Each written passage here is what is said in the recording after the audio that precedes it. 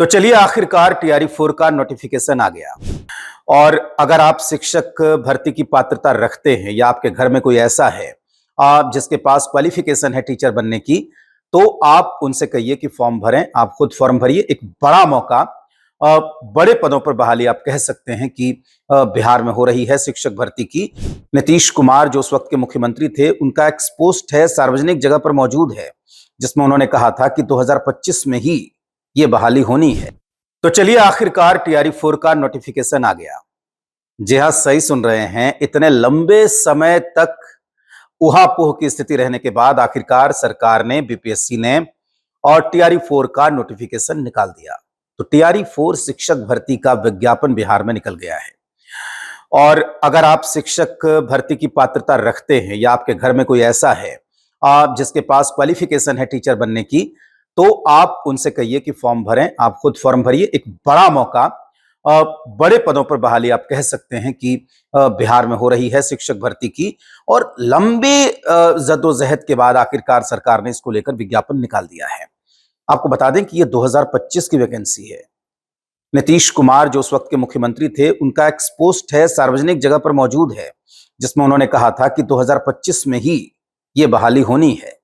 लेकिन 2025 निकल गया, एसटीटी हो गया, 2025 में उसका परिणाम आ गया, 2026 एसटीटी का नोटिफिकेशन आ गया। उसके बाद आखिरकार छात्रों के दबाव के बाद सरकार ने टीआरई 4 का नोटिफिकेशन यहां पर निकाला है।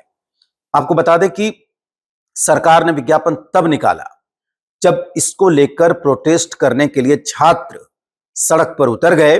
उसके बाद ये विज्ञापन निकाला। आपको बता दें कि इसको लेकर सैकड़ों हजारों छात्र सड़क पर उतरे, नोटिफिकेशन निकालने की मांग की।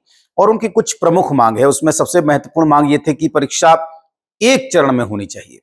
तो सबसे पहले हम आपको बताते हैं कि क्या अंतर है टीआरई 1, टीआरई 2, टीआरई 3 का जो एग्जाम हो चुका है बिहार में, और ये जो टीआरई 4 का नोटिफिकेशन आया है, दोनों में फर्क क्या है।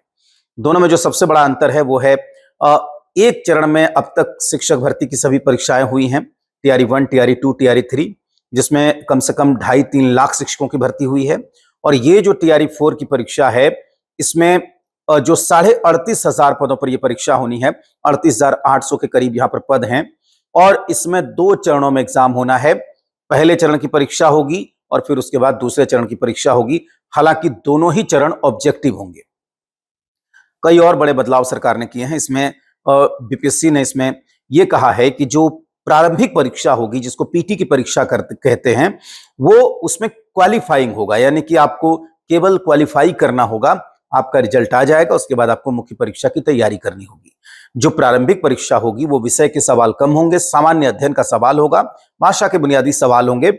और इसको क्वालिफाई आप करेंगे तभी आप मुख्य परीक्षा में बैठ पाएंगे। मुख्य परीक्षा के फॉर्म फिर से आपको भरने पड़ेंगे, जैसे बीपीएससी में या दूसरी परीक्षाओं में, जो सेवा आयोग की दूसरी परीक्षाओं में आप भरते हैं।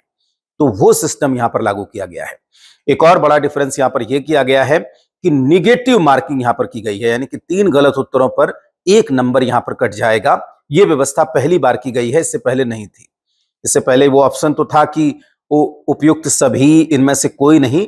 लेकिन ये जो नेगेटिव आंसर की व्यवस्था है वो इस बार से सरकार ने यहां पर लागू कर दी है, बीपीएससी ने। तो इसका भी आपको सामना करना पड़ेगा। सवाल अब ये उठ रहा है कि जो छात्र प्रोटेस्ट कर रहे हैं एकल चरण और दो चरणों की मांग को लेकर, उसका क्या होगा। सरकार को बात करनी चाहिए। सरकार ने देर किया है विज्ञप्ति निकालने में। सरकार को छात्रों से बात करके उन्हें समझाना चाहिए कि देखिए नोटिफिकेशन निकाला है, और जो पढ़ने वाले बच्चे हैं उनका 1 चरण क्या, 2 चरण क्या, 3 चरण क्या। हाँ, ये जरूर है कि अनावश्यक देरी ना हो, 2 चरणों के चक्कर में समय से परीक्षा हो और सही तरीके से परिणाम आए। अब आप बात करते हैं नोटिफिकेशन की, तो 1 सितंबर से इसका जो है वो फॉर्म भरा जाएगा। 1 सितंबर से लेकर 29 तारीख तक आप पेमेंट कर सकते हैं। 30 तारीख जो है, 30 सितंबर, वो फॉर्म भरने की आखिरी तारीख है। तो अब ये माना जा सकता है कि अक्टूबर में, लास्ट अक्टूबर में, चूंकि त्योहारों का मौसम होगा, दुर्गा पूजा, दिवाली, छठ, तो नवंबर या दिसंबर में ये परीक्षा हो सकती है, प्रारंभिक परीक्षा। उसके बाद जल्दी रिजल्ट आए और फिर मुख्य परीक्षा हो। यानी कि आप मान के चलिए कि अगर फाइनल बहाली होगी तो 2027 के वो आखिर तक ही हो सकती है, उससे पहले ये संभव नहीं है। इसमें जो सीटों का जो विवरण है वो भी सरकार ने इसमें दे दिया है, आयोग ने दे दिया है। आपको बता दें, ये तो पहले ही बताया गया था कि 1 to 5 3,847 सीट है, 6 to 8 में 8,563 सीटें हैं, 9 to 10 में 3,877 पद हैं, जबकि 11-12 में 16,101 पद हैं। इसके अलावा आपको बता दें कि अगर 11-12 की अगर सीटों की बात करें तो सबसे ज्यादा सीटें केमिस्ट्री में है 3,695, उसके बाद फिजिक्स में 1,758, अंग्रेजी में 1,321, वनस्पति विज्ञान यानी कि बॉटनी में 1,078, मनोविज्ञान में 1,030, उर्दू में 877, संस्कृत में 746, हिंदी में 739 और संगीत में 736 सीटें हैं। इस बार देखिए सभी सीटों पर बहाली नहीं हो रही है, कुछ विषय ऐसे हैं जिनकी बहाली नहीं निकली है। राजनीति शास्त्र में 665, गणित में 657, इतिहास में 608, जंतु विज्ञान यानी कि जूलॉजी में 449, गृह विज्ञान में 418, कंप्यूटर विज्ञान में 407, समाजशास्त्र में 266, भूगोल में 176, अर्थशास्त्र में 138, व्यवसायिक अध्ययन में 133, दर्शन शास्त्र में 80, लेखा शास्त्र में 66 और उद्यमशीलता में 58 सीटें इसमें दी गई हैं। इसके जो रिजर्वेशन कैटेगरी बनेगी वो अलग अलग होगी। और 9-10 की अगर बात करें तो यहां पर सामाजिक विज्ञान में 756, अंग्रेजी में 696, उर्दू में 660, गणित में 570, विज्ञान में 463, हिंदी में 361, संस्कृत में 322, शारीरिक शिक्षा में 47, संगीत में 2 और कुल पदों की संख्या है 3,877। 6 to 8 की अगर सीटों की बात करें तो यहां पर विज्ञान और गणित में 2,188 सीटें हैं, अंग्रेजी में 1929, संस्कृत में 1225, सामाजिक विज्ञान में 1190, हिंदी में 1096, उर्दू में 935 और कुल 8,563 सीटें हैं। और अगर 1 to 5 की बात करें तो इसमें कुल सीटें 3,065 है, जिसमें उर्दू की 757 और बांग्ला की 25 सीटें अगर आप जोड़ते हैं तो ये होता है 3,847। ये विषयवार सीटें हैं। इसमें रिजर्वेशन की कैटेगरी बनेगी। 1 to 5 में महिलाओं को 50% आरक्षण है, 6 to 8 में महिलाओं को 50% आरक्षण है, जबकि 9, 10 और 11-12 में महिलाओं को 35% आरक्षण है। बाकी बिहार सरकार के रिजर्वेशन का जो क्राइटेरिया है अनुसूचित जाति, अनुसूचित जनजाति और अत्यंत पिछड़ा, इसके साथ ही जो स्वतंत्रता सेनानियों का जो रिजर्वेशन कोटा है, दिव्यांग कोटा जो है वो लागू रहेगा इस तमाम बहालियों के साथ। तो 2-3-4 अंतर मैंने आपको बताया कि एक तो 2 परीक्षाएं होगी, पीटी और मेन परीक्षा।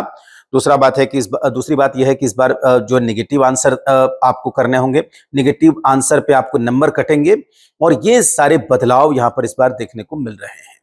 और सरकार ने परीक्षा की तारीख नहीं बताई है, बीपीएससी ने। ये जानना चाहते हैं बच्चे कि किस डेट को एग्जाम होगा, तो इसको लेकर एक पसोपेश बना हुआ है। दूसरी बात, जो बच्चे एक ये भी मांग कर रहे हैं कि अगर एसटीईटी अपीयरिंग को आपने मौका दिया है, जैसा कि शिक्षा मंत्री मिथिलेश तिवारी का बयान था कि जो बच्चे बीएससीबी द्वारा निकाली गई एसटीईटी की परीक्षा में भाग लेंगे वो भी फॉर्म भर सकते हैं। एसटीईटी का रिजल्ट हम पहले देंगे और एडमिट कार्ड टीआरई का उन्हें ही जारी किया जाएगा जो एसटीईटी पास होंगे। अब छात्र मांग कर रहे हैं कि अगर एसटीईटी अपीयरिंग को मौका दिया जा सकता है तो सीटेट अपीयरिंग को मौका क्यों नहीं मिलना चाहिए। इस तरह की मांग अब जोर पकड़ रही है। एक सवाल डोमिसाइल को लेकर उठा कि क्या इसमें डोमिसाइल है, वो ज्यादातर लोग जानना चाहते हैं। देखिए, डोमिसाइल का कहीं जिक्र नहीं है। साफ तौर पर लिखा हुआ है कि जो विद्यार्थी भारत का नागरिक है, जो भारत का नागरिक है वो फॉर्म भर सकता है। उसमें एक जगह यह जिक्र है कि 40% बच्चे वो होंगे इसमें सेलेक्ट, और वो पुराने नोटिफिकेशन का हवाला दिया है, बीपीएससी के एक पुराने नोटिफिकेशन का हवाला दिया है जिसमें लिखा हुआ है कि 40% वो बच्चे सेलेक्ट होंगे जिन्होंने मैट्रिक और इंटर की परीक्षाएं बिहार के इंस्टीट्यूशन से पास की होंगी। यानी बिहार के स्कूलों से, कॉलेजों से जिन्होंने मैट्रिक और इंटर की परीक्षाएं पास की होंगी, 40% सीटें वैसे अभ्यर्थियों से भरी जाएंगी अविभाजित बिहार के, और बाकी 60% में ओपन होगा। डोमिसाइल के नाम पर फिलहाल यही दिखता है। अब ये डोमिसाइल है कि नहीं है, जो सरकार ने डोमिसाइल का वादा किया था खासकर 35% महिला सीटों पर, उसका क्या हुआ, ये सारे जवाब मिलने चाहिए, स्पष्ट करना चाहिए। इसका इंतजार अभ्यर्थियों को भी है।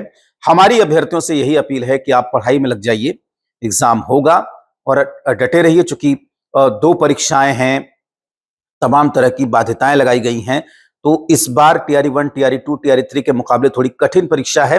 टीआरई 1, टीआरई 2, टीआरई 3 के मुकाबले सीटें भी कम हैं, तो आप थोड़ी तैयारी करिए। टीआरई 4 को लेकर जो भी अपडेट सामने आएगा वो सबसे पहले हम आप तक पहुंचाते रहेंगे। तो आज के लिए बस इतना ही। वीडियो अगर पसंद आया तो इसे लाइक करिए, सब्सक्राइब करिए और शेयर करिए।